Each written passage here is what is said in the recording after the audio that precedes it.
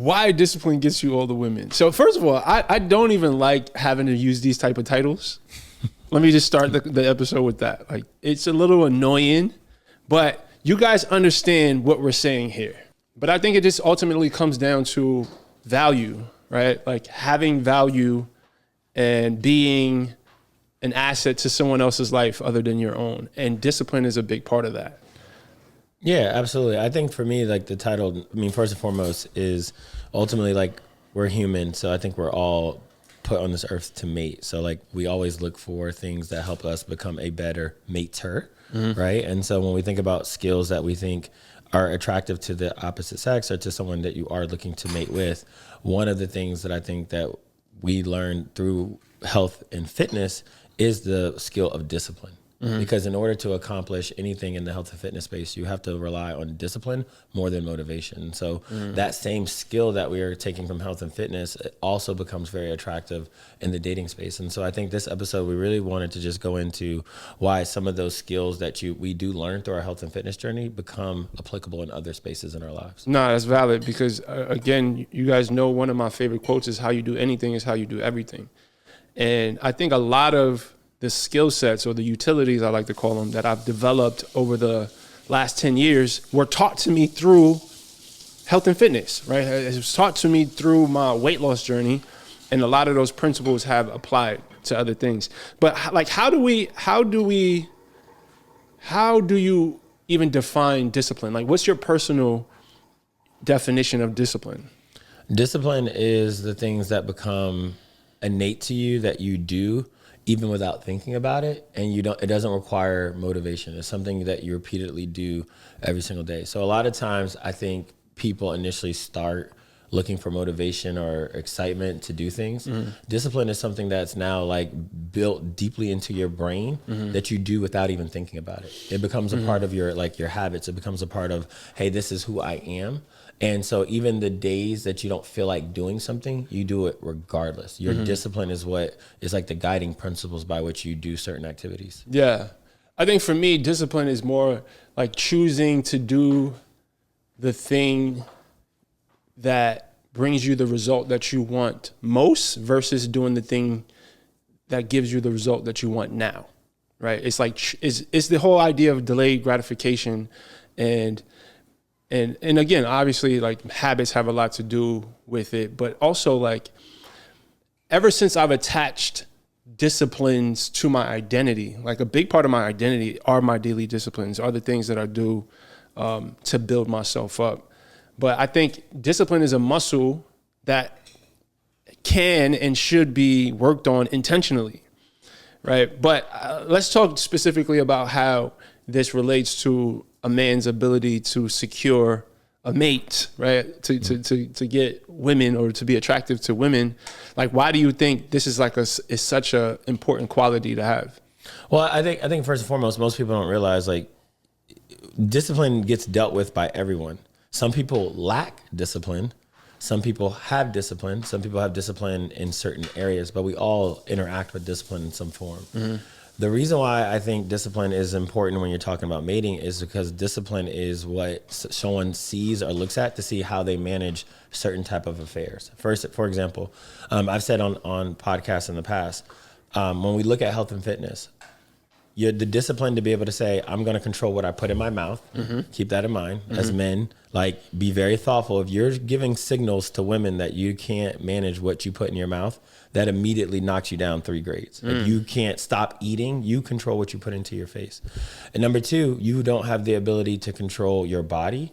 Lets that woman know that, hey, if he doesn't have enough discipline or reverence or respect for his body, do you think he's going to have discipline and reverence or respect for yours?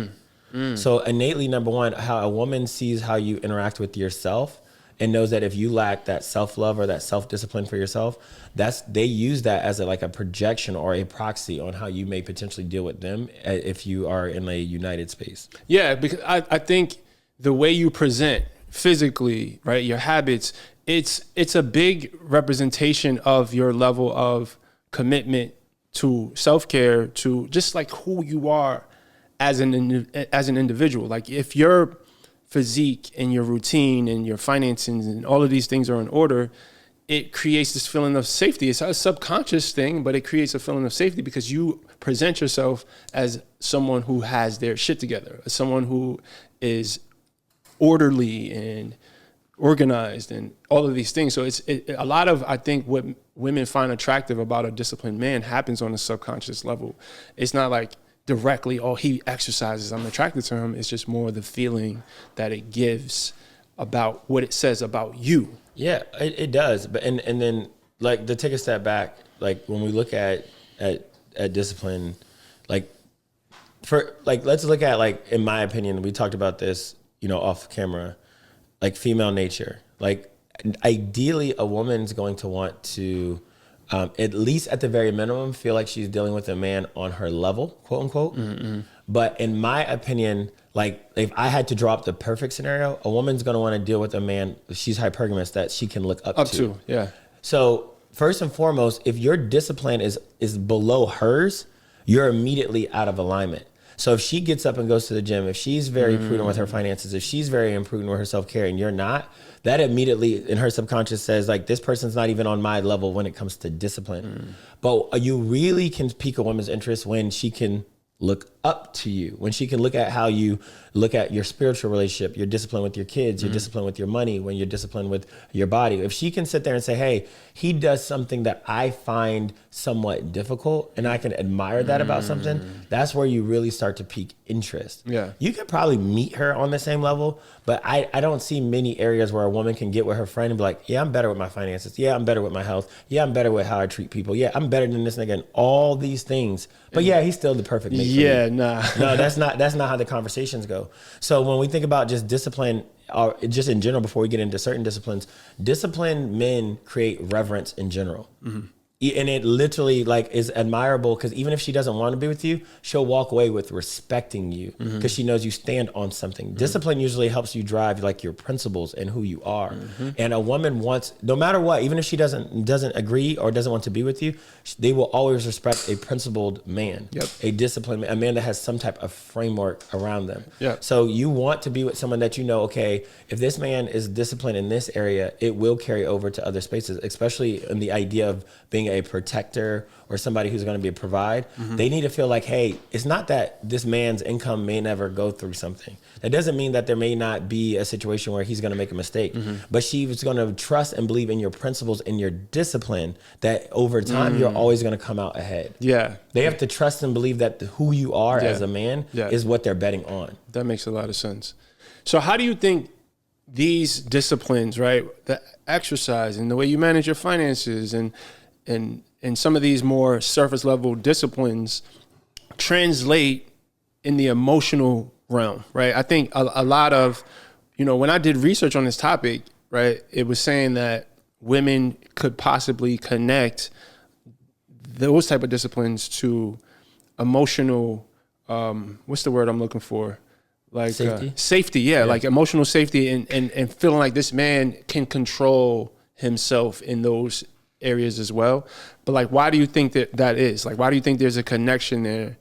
Like if you had to try to explain that. Well, I think the first thing, I mean, we hear a lot in social media now, we hear the term like dick discipline. Like that was like a popular topic over the last couple of years. And dick discipline says like, hey, you have enough discipline as a man to not go stick your dick in just random women, at least a certain type of caliber women. Yeah. There's a certain level of like safety and trust where a woman goes, hey, I'm going to trust that my man's discipline and how he is as a man is not going to go out here and fuck me over because that's not who he is. Like there's always going to have to be some form of trust in a relationship for a woman to feel fully safe. If she feels like you're a nigga that's going to just go murder anything moving, if you're going to be somebody who doesn't care about being principled or doesn't care about the relationship, she's never going to feel like she can fully feel safe with you. She's going to be like, this nigga is going to be only as good as his ability to go fuck something on a Friday night. So when you talk about emotional safety and discipline, a woman literally looks at how you move. Yeah. They look at like, they take in your past, they take in your present, and then women, in my opinion, project that out in the future. Women care about a man's future. A woman, in my opinion, a man cares more about a woman's past. So they're going to take all this data on your present and your past, and they're going to put that up and they're going to project out and say, who is this man going to be for me in 5 to 10 years naturally? So I think when they look at like your disciplines, they look at your habits, they tie that to emotional safety. They look at that as a provider. They go, hey, can I trust that? Let's say if you're an influencer, let's say you're going to California, and let's say your girlfriend says, hey, the man that I'm with, the respect that he has for me, his self and his disciplines and his habits. I know that, hey, at 9 o'clock, I'm gonna call this nigga, he's doing yoga. At 10 o'clock, he's, doing this. At 11, they like that. As much as they don't realize that, they know that a man with principle and routine and discipline, he's a nigga that I can feel safe with. I mean, he's not worried about women that slide in his DMs. Some of these men are so volatile and so unstructured. They're only as trustworthy or only as like faithful as their options. Yeah, that's a fact. So if I am a man listening to this right now and I'm like, damn, bro, I need to really fucking work on my discipline. What is the first step that I should take in order to start to exercise this muscle, like really develop this, advanced level of discipline? I think it starts with number one, like designing who you want to be as a man, and then taking a look at does the habits. Let's put a pin right there. Designing who I want to be as a man, right? So how does one determine that? Like, what is that process like? It starts with the things you value, though, bro. Your values, yeah. No, absolutely. Yeah. So it's like ultimately, like you need to determine how you want to show up, and where I'm different. Like I know when me and you talk is, I think it's okay to think about who you want to be externally and internally. So like, how do you want people to see you? How do you want people to experience you internally? And then ultimately, what outcomes do you want to drive in all the spaces that you hold? So I'll start with like, because we on this podcast, we don't want to always just turn it into women, like even though this podcast is about, but first and foremost is like, who do you want to be as a man? And most men start off with, I want to make more money. That's why I always go to money and women, because that's the most people start with the lowest vibration outcome because it's the easiest thing to say. We always want more money. It's the easiest thing to quantify too. Exactly. But they don't understand how much work it requires to get to all those things. Yeah. Like all the money that you want, that you desire, another nigga wants that too. But then that man that's healed, disciplined, consistent, all the things that we talk about on this podcast, he is in a more prime position to get more of it than you are. The same thing with women. I want to get women. I want to get bitches. Blah blah blah. So does the other man. He's more in a position to attract that woman that you're chasing. That part. And I just want to speak to the difference of what you're saying, right? Attract, which is her not pursuing per se, but like gravitating towards a particular man versus a man chasing. There's a big difference there. Like I just kind of wanted to point out that bar, you feel me, that you just dropped right there. And so going back to this guy example. So let's say the first thing is, hey, I want to make more money. So then the idea is, in order to make more money, you have to create more value in the worlds that you hold. So the question is, do I work 2 jobs? Do I work 3 jobs? Do I go get a skill? So if you said, hey, I want to make more money, but I'm locked into this 9 to 5, then you should say, hey, what skill do I want to learn or do I want to get better at so that I can monetize that skill, create more value for people so I can get paid to do it. So let's just start there. And then you said, okay, well, from 9 to 5, I'm at work. From 6 to 10, I'm going to learn how to edit. I'm going to learn how, because I want to sell editing services, or I want to learn how to code, or I want to become a lawyer, whatever the case may be. You say, okay, well, I'm going to be a lawyer. I'm going to go to law school at night. I'm going to go to law school. I'm going to take a part-time law program. And I'm going to go from 6 to 10. You're going to say, okay, in 5 years, or 4 years, I'm going to get my JD. I'm going to become a lawyer at night. The discipline is going to be the person that says, hey, as soon as I get off work, I'm going to go to class from 6 to 9.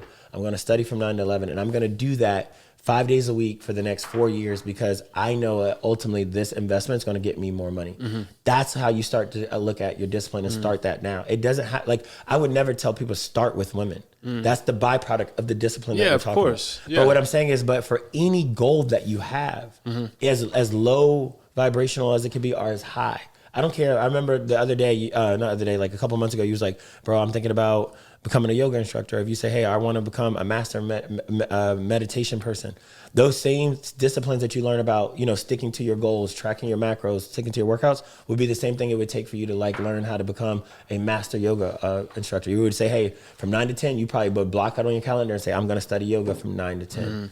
And then that's the goal. The discipline is the actual doing it. Because guess what? There's nothing I do every day that I want to do every day or have the motivation to do every day. Nothing. There's some days I don't even want to get out of bed. I'm not motivated. But my discipline says I still need to get out of bed. Yeah. There's days where you're like, yo, I don't feel like fucking changing clothes. The discipline makes you do that. That's what I'm saying. Like, think about everything that we do that's even at the stuff that we don't even think about. Discipline shows up in some of those spaces that you didn't even think. Yep. Hopefully you guys are brushing your teeth. That's a discipline. Yeah. Yeah.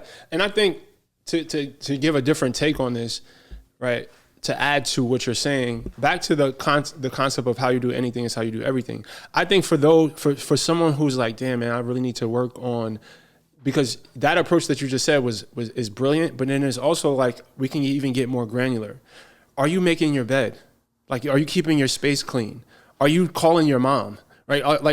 Are you doing the basic shit that as a man you should be doing, and like kind of focus on for me, it's like I started to change my level of discipline by, like, even in as cliche as it sounds, starting to make my bed every day was one of the first steps I took to developing discipline. So I have a question. So like going back to like our topic, you make up your bed every day. How many times have you been complimented by like somebody that you've dated that says, hey man, you make up your bed. I'm not used to a man doing that every day. A lot, to be honest. Yeah, it's a thing. And I mean, obviously that's not why I do it. Right? No, I know, but it goes back to what we said. Your discipline becomes a byproduct of attractiveness even when you don't need to do it. Because remember, I just said a woman is going to observe the verbal, the nonverbal, your current, your past, and project out. Yeah. So if I know this man is disciplined enough to make his bed every day, he's also probably disciplined that when he probably gives me his word, he might actually honor it. Yeah. I'm not saying they're going to say that is. Yeah, but they're just looking for habits. They're looking for consistency. Yeah. Consistencies. Yeah. No, I feel that. And so that's I think another way. And you know what it does? Like even on like a non-relationship level, it's like it shows you have respect for your space. Therefore, she will respect your space. Yeah, it shows you have respect for your space. It shows that you have respect for yourself, like the exercise piece and how you eat. Shows how you. But like you said, you can only have reverence or compassion or love for someone else as much as you have for yourself. So yeah. No, but you know what? I think disciplines are one of the most loving things a person can install in their life. They can. And this is the thing, right? And they won't, like most women won't say this. And this is like controversial. But you told me this a long time ago. I'm going to bring this back to the discipline. Most women dating don't respect most men that they date.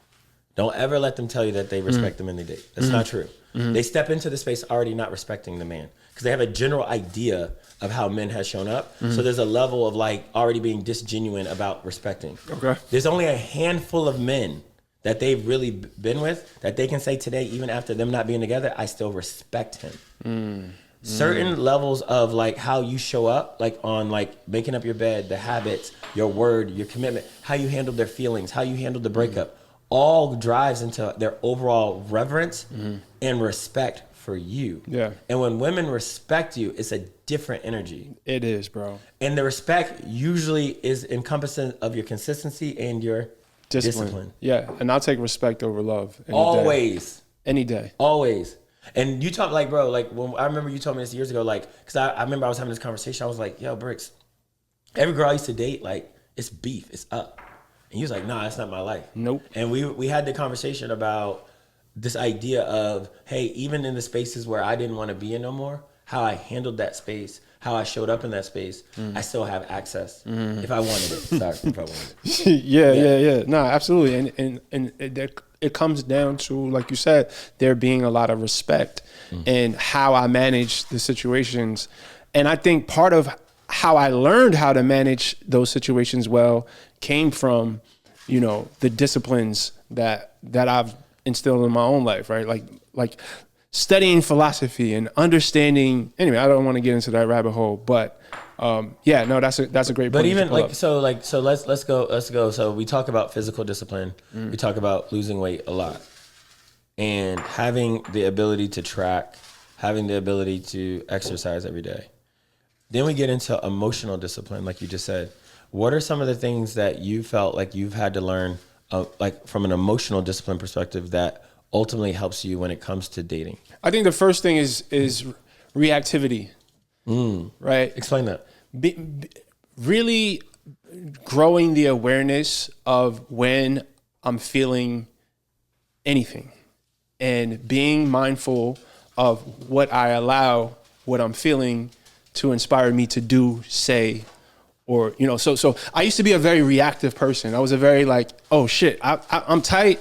I'm gonna like react without thinking, which sometimes it has been like aggressive, right? Sometimes it's like very like thoughtless, you know, defensive remarks, right? So that's the first thing that comes to mind. It's like the emotional discipline to feel the inspiration or the urge to do or say something and to sit with that before you allow it to surface. So can I ask you a question? Yeah. So Farrakhan has this quote. He says, a woman will always test you to determine if you truly are the man that you say that you are. Mm-hmm. Do you believe that there's some women that may put you in emotional states to see if you're reactive and how you manage that situation? And I don't think they all do it consciously. I think, yes, the answer to that question is yes, but I think they have to, right? I think these shit tests are defense. Like it's in order for them to see how you respond and react in certain situations so that they can determine if you're safe or not. You feel what I'm saying? Yeah. So you can imagine your emotional discipline and how you show up into a space can determine how, when getting a mate, how actively closer or how much she feels safe with you or her ability to run. So just that emotional discipline to not react, to be able for her to give you a hard truth or to be able to give you feedback about yourself or hold that mirror, and how you show up emotionally from a discipline perspective can literally determine how safe she feels with you. And a lot of things people don't realize, like when it comes to women, it's not like a one-time thing. She's not gonna like say something to you and you fuck it up and she's gonna leave you that day.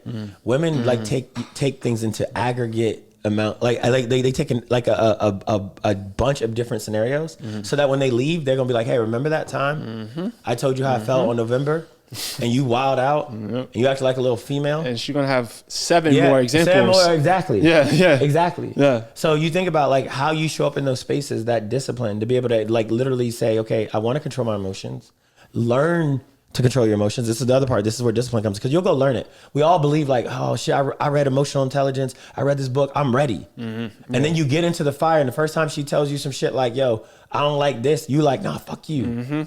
You throw it all out the window. Yeah. The discipline is even when it's fucking hard. It's that the discipline doesn't activate until it's hard. You feel what I'm saying? Like being in control of your emotions when shit is cool doesn't require discipline. You know, so the discipline is when you're in an emotionally compromised state, how you show up then. So, but I love this conversation around emotional discipline, because I also want people to take away some practical tips on how they can actually work on that.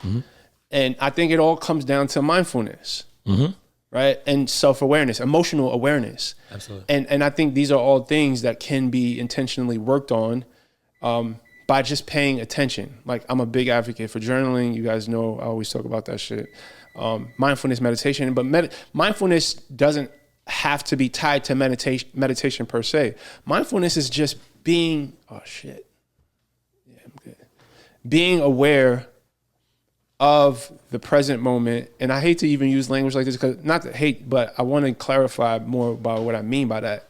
It's like taking a snapshot of what's happening in the environment, right? It may be whatever conversation is being had, taking a snapshot of what you're feeling and thinking, right? Taking a snapshot of what you may think that the other person is feeling and thinking, and then being present with all of that and making a decision from that place of awareness, right? Being present with the moment instead of having these, there's always going to be blind spots, but instead of being reactive and not considering all things. And it takes practice. Right. It takes practice to develop that a level of awareness. But, you know, and I think like, so you have awareness, like what was coming up for me is like, you have awareness, you have the mindfulness, but I think discipline comes in when you set your intention and adherence to that intention. Because mindfulness and awareness may draw up certain feelings for me and certain emotions that could potentially take me out of my intention. Say that again. mindfulness and awareness, my feelings, can sometimes pull me away from my intention. I'll give an example. I could come in and say my intention is, let's say me and you were off kilter. My intention is to come into this space, repair the space, and get me and this friendship back on track. Yep. We could start having conversation, and you could say something to me that can have something come up for me where my feelings can make me, like in that moment, say, fuck this friendship. But my discipline on my intention will bring me back to why I'm actually in the space. But see, the mindfulness piece is what reminds you of your intention. So to say that the intention, the mindfulness derails your intention. No, it doesn't derail. I'm saying mindfulness helps me, like the emotional intelligence is number one, to honor your feelings. Mm-hmm. The mindfulness to me is like the pause, like the ability to like sit there and like really react, like really like learn, like lean into it. Yeah. But I think your intention brings you back to center of why we're even having this conversation and what is the outcome I want to drive. I think for me, and I'll use my own example. I think I've come into spaces with an intention to have this like dope, productive, great conversation. And then in the middle of it, I get lost in my emotion and I lose frame from what I intentionally came here to do. So my question to you, I guess the better way is to say is, what happens when we set intention, we get into the space, our emotions come in, we're aware of our emotions, like you just said, we're mindful of what's happening in that moment. What brings us back to center to still drive the outcome that we're looking for? I think for me, what comes up in that situation is, let me think if I've ever experienced coming into a conversation with intention, being like certain emotions being activated, and then me kind of drifting from where I intend. I don't know if I've No. Okay, so you don't think that people can get into their emotions to the point where they veer away from the intention? Like, I'll give an example. If me and you having a conversation, and I eventually take the conversation and I start accusing you of something, instead of you trying to get to a point of like solution and us moving us forward, you start defending yourself and we get into a full-blown argument. That argument is going to take me way further away from what I intended the conversation to be, because now I'm caught up in the emotions or how you're making me feel in the moment. I think it's going to come down to communicating what's happening in the moment, right? You can keep your intention top of mind, but if something comes up in the conversation that you're feeling big feelings about, it's like, all right, well, let me communicate this, while also remembering, okay, what the intention of this. But I think the intentions for me is communicated up front.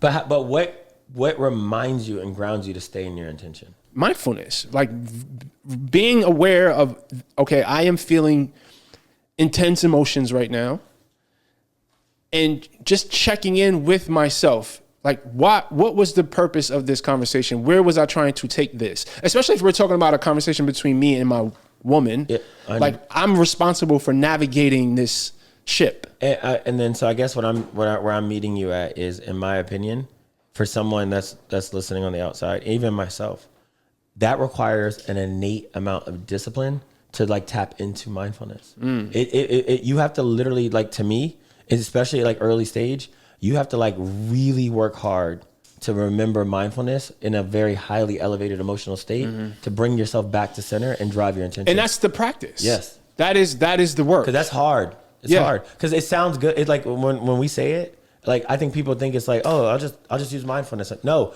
nigga, when you're in it, and that person's saying, like, and I'm just saying this for hyperbole, like someone saying like, fuck you. Yeah. To sit in that discomfort and to like check in with mindfulness and revert back to my intention and say, I'm not going to even acknowledge that fuck you. I was here to bring this conversation or bring this space back to here. That's discipline. No, and that's what I'm saying. That's like some monk shit. And that is why it's a discipline. Yes. When we're talking about discipline, we're always talking about shit that is challenging. It's always hard, right? Disciplines are always connected to things that are challenging, right? Typically. So that is the discipline of mindfulness. It's like, that is the discipline of emotional control.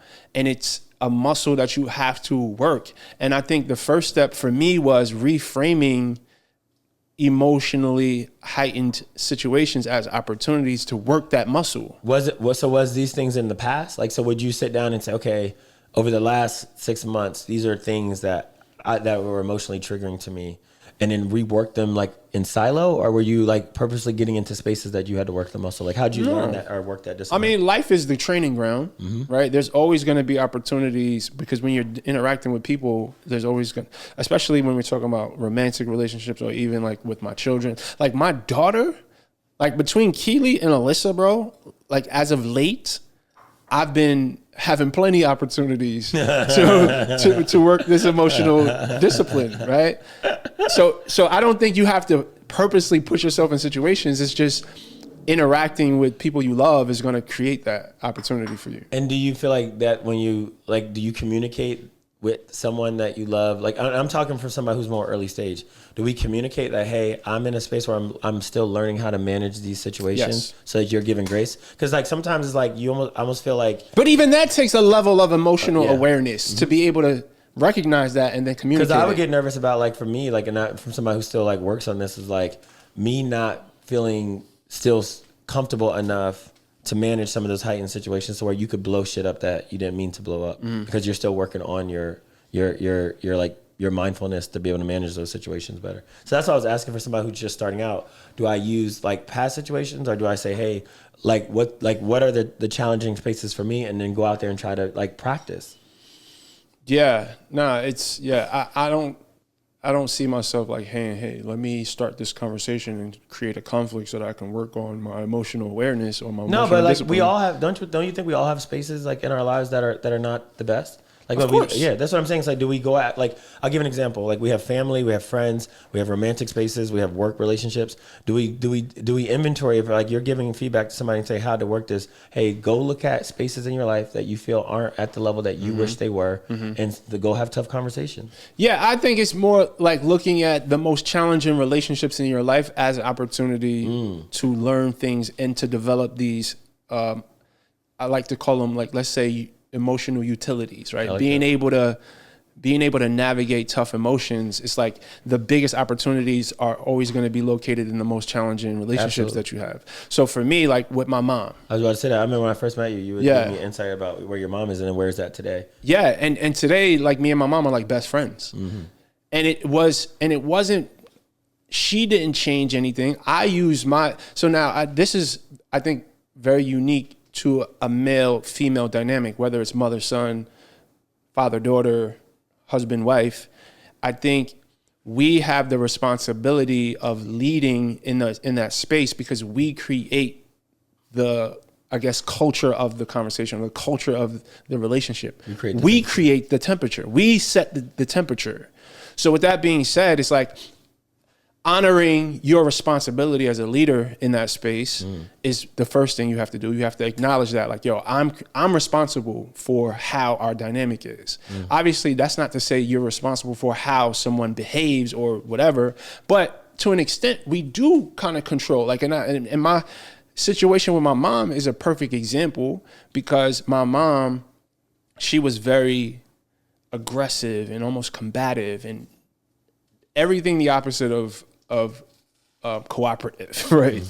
And when I shifted and I stepped more into the leader of that space, and I showed up in conversations with emotional discipline and, not, I guess, for the lack of a better way, like meeting her at her level, right? Not stepping into the chaos with her. It's just me being more solid, me, being more, like I said, like just emotionally disciplined and more solid. It created a shift in how she showed up. She stopped talking to me the way that she used to. There was a shift that happened with her, but I think I kind of created that environment for her to soften, So, and I think as men, we have to acknowledge our responsibility in dynamics in that way. And a lot of men, they don't realize that. Like, they don't understand, your girl is bugging because she feels unsafe because you are inconsistent. You are emotionally volatile. You are all of these things that make her feel unsafe. So that's why she's going to react the way she does. But a lot of us, we don't know enough about how that dynamic works to really spot how much power we have over it and take the ownership.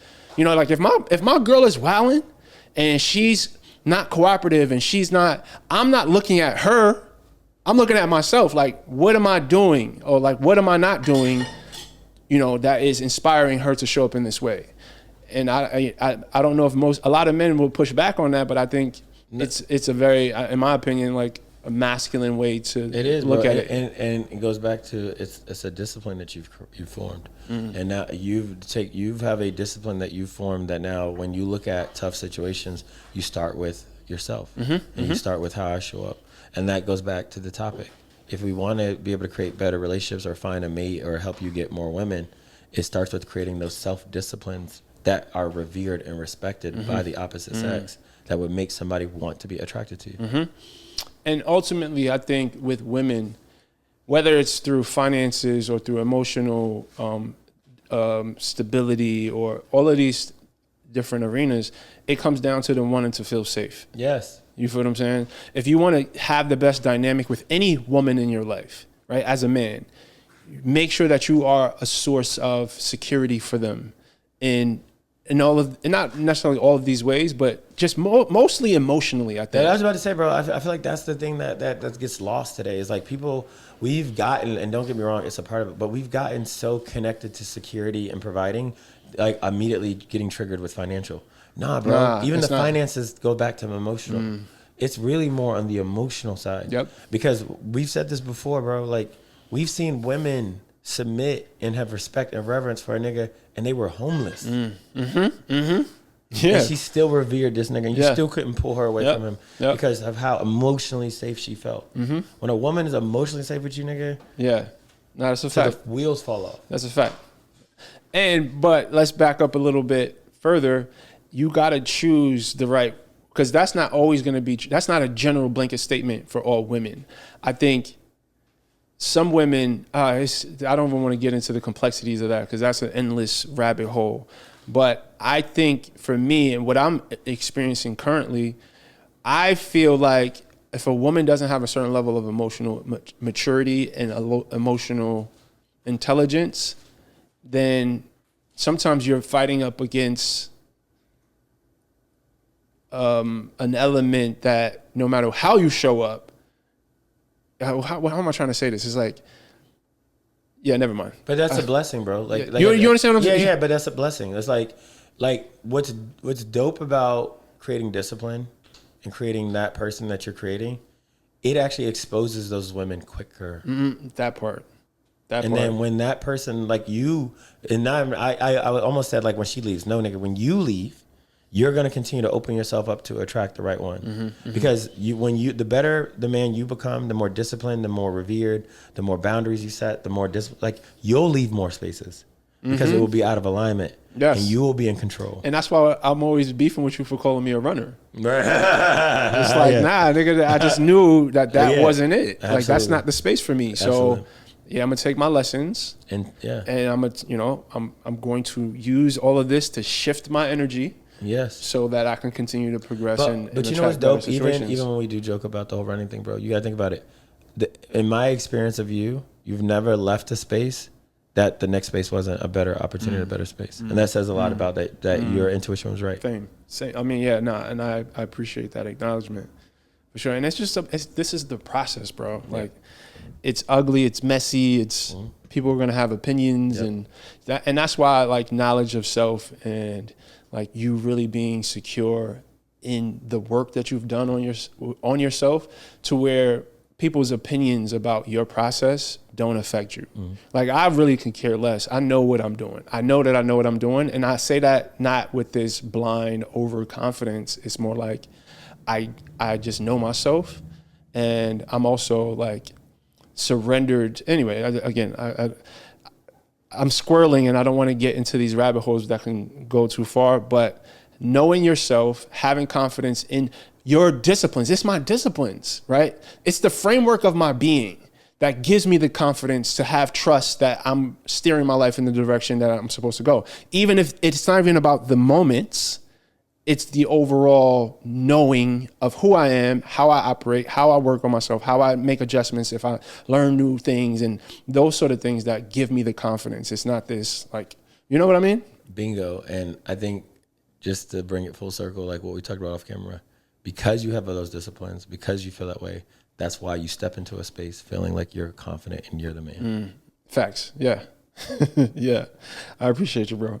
Yeah. Nah, I hope this conversation I hope the listener was able to kind of follow, because we kind of went all over the place.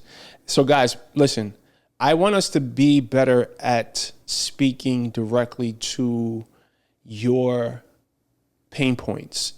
Like, so your feedback on these type of conversations is extremely vital. So shoot us a message on Instagram, DM us. Let us know how this stuff is landing for you, right? Let us know, and even share some of the more, detailed challenges that you may experience in these areas, so that we can make content that speaks directly to your challenges. Absolutely. All right. You guys know you can find the information in the show notes. And yeah, until next week, peace.